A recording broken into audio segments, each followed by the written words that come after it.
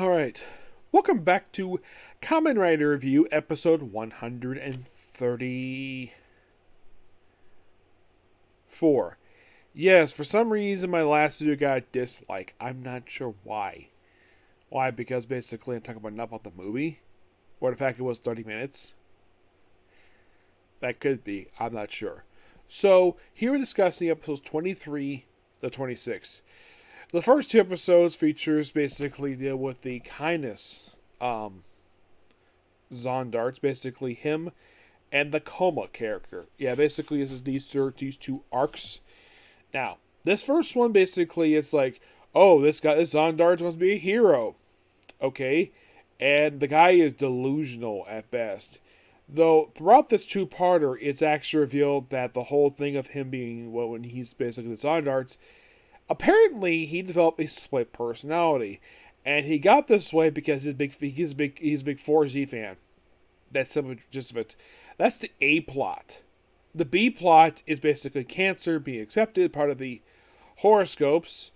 Though he does point out to Lebra, who was the principal of the school, that we're actually equals. You technically don't need to give him orders per se, just treat him as equals.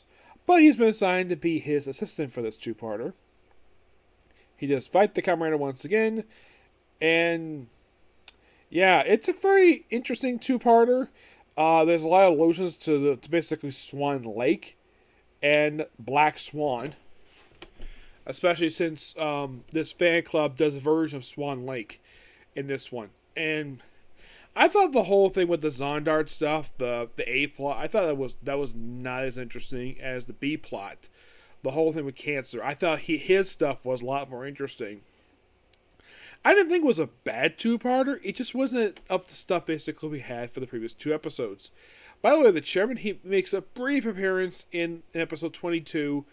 The 22, excuse me. And it does not appear again for the rest of these episodes.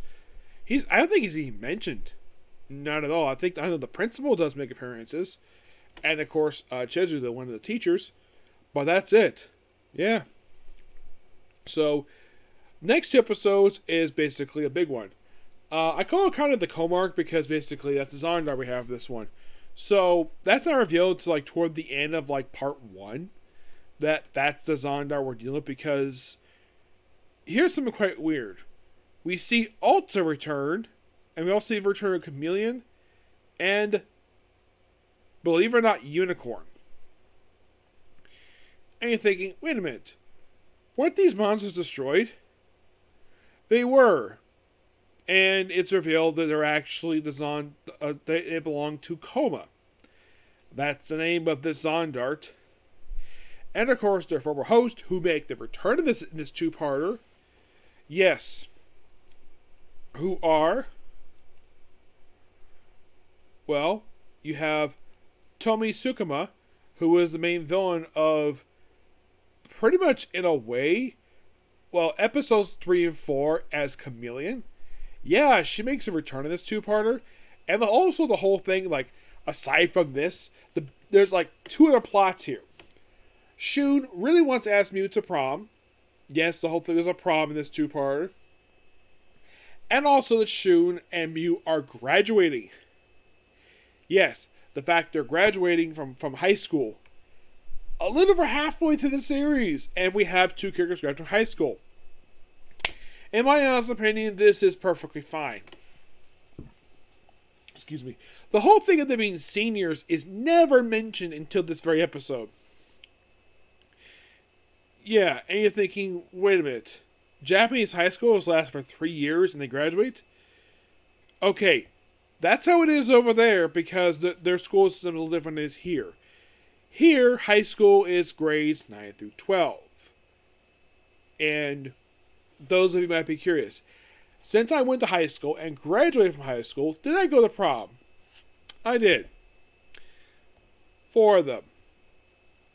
4? How the heck did you get to go 4? I went to a small school. And that's how I was able to go to 4 proms. Only the first one I had a date. The other 3 went by myself. I got the answer to the girls. Before the prom, I was actually trained in ballroom dancing. Yes, I was trained in ballroom dancing. And it was part of like a little thing, and I'm quite good at it. Yes, a guy like me who is a nerd knows ballroom dancing because I was taught by a guy who sadly since passed away. Yep, I haven't done it in a while though, sadly. Though, I'm pretty good at it. Yeah, so in the case of, like, Shun, like, he does this really weird thing at the start of the first episode where, like, Mew is basically seeing the sakura trees bloom, and then we see a truck pull up with love, and Shun is trying to ask her to prom, and she's like, no. Yeah, he turns her down, and it's revealed toward the end of this first episode, she actually wants to go again, and she's not the only one. Yes, there are two other girls wanting to go again. I'm like, damn, dude, you are... Yeah, Tommy and Risco. Yeah. Oh, by the way, the other two are Risco, who is the witch girl. Yeah, she makes a return in this two-parter. After this, she makes a return in basically Fourze's solo movie. Yeah, which I'll talk about later. And also, basically Jin, who was Drago. Yeah, from episode number 19 and 20. Yes, he made a return to this thing. And there's a copy of the thing, basically, well, that showed up here. But, found it wasn't him because of the fact he wasn't dodging. Yeah. So, by the way, here's the weird thing. After this two-parter, this guy's never seen anything in the series. No, seriously, he never returns. And he actually goes with Risco, with Tommy. Risco goes with, believe it or not, Meteor. Yes, seriously, they go with Meteor to prom. I thought this was quite funny. And the fact that these three going to prom was all Jin's idea. Okay, yes. And there's also a threat of prom being canceled, and the fact that the member of the newspaper club, the one who runs school paper, apparently she wanted one prom to happen. Why? My guess is because no one asked the prom. That's my guess. They never go into exactly why the heck she's doing this. Like, what is her motivation? The other ones, basically, they're just cold calculating people. They're just jealous. Also, the whole thing, I do like the fact that Mew, her and Tomoe, like, I do like the fact that these two follow up with basically episode 3 and 4. Where, despite the fact that Switch different emotions, some of the stuff basically was something she genuinely felt. Oh yeah, by the way, we have this character named June, who shows in this episode who she's the captain of the cheerleading squad. Excuse me. First time she's appeared in this series is episode 7. Does not return to episode 41. Yes, toward the end of the series. So she's absent again for quite a while. For at least 15 straight episodes she's gone for. And then she's back for 2 and she's done. Yeah. So they also have where JK gets a chance to pilot the thing. He's kind of coerced into it. And he's basically exhausted after this use the damn thing. And Shun notices that right away. Now, Shun is able to basically pilot the damn thing because he's got a good physique. Probably because he's a football player. But here's kind of the weird thing, part of this two-parter. Like, with the exception of like one episode, it's almost like the whole thing of him being the cap of the football team after he became part of the Kamen Club. It's like that part of him was dropped. Like, he still wears the jacket associated with the football team, like, even after he joins them. But it's like he just doesn't bother to associate with him anymore. Like, did he quit the team? Never revealed. In the case of Mew, it's like I don't think she even is part of Cheerleaders. I think she resigned when she joined the Kamen Club and became the president of it. And, of course, she named Yoki as her successor, though I'll get back to what happens next later. So, the fact, apparently, get this, the whole thing with her Now, this is not one of Libra's students. Oh no. This is all Cancer's doing. I'm like, that is interesting. Who would have thought that basically Cancer have a plan that kind of works? And you're probably thinking like, okay, here's the thing. How the heck is basically like, what exactly is her thing? Like, she wants to expose three as like monsters. They were monsters, not anymore. Yeah. And Hakaru does only one interesting thing in the whole episode. Tear down articles. That's it. He doesn't do much as two-parter. Yeah, it's like basically at some point, it's like they kind of have him there. He basically develops switches still. But it's almost like any kind of character development for him at this point is like paused for quite a while. I would probably say that his character development has much... I would say not since Meteor showed up. It's like for him, he's been kind of stagnant for a while. It's like he's there. He doesn't do a lot of anything. Yuki is there as a cheerleader. I do like the fact this two-parter focus on Shun and Mew. So we have where these two dance. And, oh yeah, by the way, they're the graduating class of 2021. The same year, 2011, excuse me. The same year my sister graduated from high school. Yes, my sister graduated the same year that this episode took place during. Yes. How do I know? I was there at her graduation ceremony. She graduated 4 years after I did. I graduated in 2007. Yes. So, yeah. So, they have Shun Mew dance, and they have Tome and Jin dance, and of course Meteor and and the former witch dancing too. I thought, oh, by the way, does Tome interact with her? Yes, she does. I like the fact they do that. The track team thing, it's like, yeah, him, it's like, he's the only one who's not get like a follow-up. Like, him and Keigo do not interact in this whole two-parter at all. Like, there's a brief exchange between him and Shun, but it's almost like he's there to do practically nothing. He doesn't interact with anybody. He interacts with Gen. Fine. I would have thought, though, he would have interacted with Keiko, but no, he doesn't. I'm like, okay, then why the heck did you bring him back for if you're not going to have him do anything this two-parter? At least the two girls got a chance to basically follow up with their character development from their 2 episodes they were in. Like, Tome with Mew, and Tommy with Mew, and Risco with Tomoko. Yeah, those two were fine. I like that. But it's like, what's the point of basically bringing him back if you're not going to do anything with him? That's the thing. He is, by far, of the 3 characters who does practically nothing. It's like he just there. And I think he has, it was mentioned he had a brief exchange with Shun off screen. Yeah, so they had the prom, which we appearance by the Kamen girls.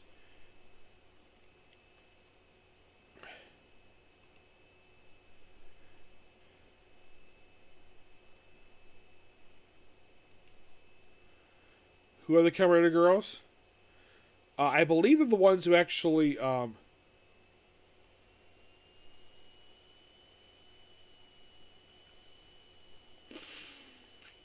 think they're the ones who actually, let's see.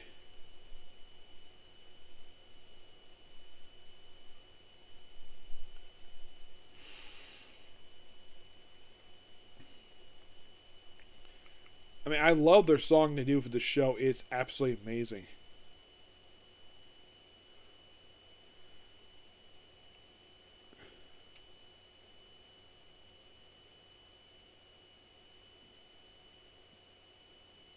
Well, they work on the ending theme from for this one. I'm thinking, like, what was the opening theme for the show?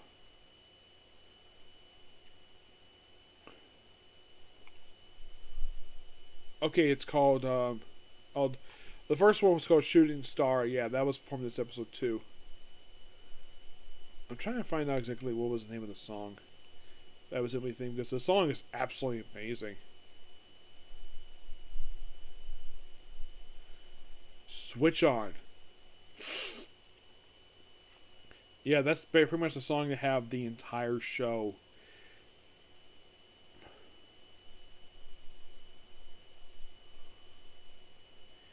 Yeah, and they don't change the song.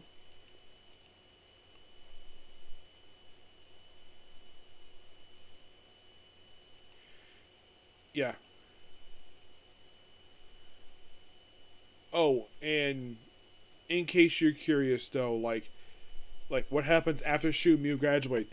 Yeah, they go to college, but they decide to stay. Mew promotes herself the chairwoman while Yuki is still club president, and Shun is no longer the football garb. He's now where it looked like he's a college now, but he wears like a different outfit. It's like even at school they have to basically play dress up, wear a suit because it's Japan. In the U.S., students in the U.S. do not wear uniforms. I heard at one point there was this talk in my area years ago that there was going to be a plan to have like a dress, like basically like full dress uniforms, kind of for high school, but not for public school. Well, private schools have them, yes, but not public schools. Nope, public schools don't. It's not really necessary for public schools at all. They do kind of have, now public schools, the ones I've seen, they do kind of dress code. Certain things you can't wear per se. But the school I graduated from, one of the big things they had, part of the dress code was a shaving policy, where guys have to shave every day. They can have sideburns, but nothing on the neck, on the cheeks, not even this. I believe it or not, when I started my school I went to, I was kind of growing this at the age of like 12, 13. Yes, I'm not joking about that. And they managed to shave it off. I'm like, okay. Yeah, I also had a little bit of a rat tail at one point, but that got cut off too. Actually, like a curl. But let's not talk about any more about that. Let's talk about this two-parter. So they stay. And, well, Mew got a slight change of clothes. Shun obviously, he's got to change of clothes. And also, I've noticed, so again, that's not wearing the black jacket he wore at the start of the series. Yeah, the last several episodes, he stopped wearing it. He's wearing a different jacket now. Why he's wearing this jacket, don't know. It's almost like he's more like a rebel. He still has his hair, basically, what he does normally. But the black jacket he wore at the start of the series, yeah, he stopped wearing it. It's almost like he's part of a gang with the type of jacket he has, like modern gangsters. But he's not part of a gang. He's basically just a nice guy. But, yeah, that's particularly a particular view. Please be sure to like, comment, subscribe, turn notifications, and do not hit the dislike button. I would have time to do more episodes, but it's getting kind of late. So, I'll see you all tomorrow for the review of the final 6 episodes I'm working on before I go on my break from Kamen Fourze. And so you might be thinking, am I taking a break because am I bored of the series? No. It just, those of you are new to my channel, why do I take breaks for certain tokusatsu series at certain points? To prevent burnout. I feel as though I need to take a break and work on something else for a little while, and then come back to work on something like this. Yes. And it's worked out for me perfectly fine. Like, I go away for a little bit from a series, step away from it, work on some other stuff, and I come back and feel refreshed, finish up, and start another one. That's been kind of my MO I've had for the last 3 years. And I'm not giving it up. Nope. Not giving it up. Though because of that, I finished a lot of Super Sentai. This is only believe it or not, my 11th Kamen series I've worked on. Yes, believe it or not, my 11th. Yeah, 11 in 3 years. I only started reviewing Kamen about 2 years ago, and I'm only 11 series in. Sentai, I actually reviewed that early on back in like 2016. Went through like several series. Took a break for 5 years. And then came back to it. Because I was like so burned out because I didn't take breaks at that point. Now I do. Okay? So, I will see you all tomorrow for more Kamen Rider. Okay? Next video. Bye.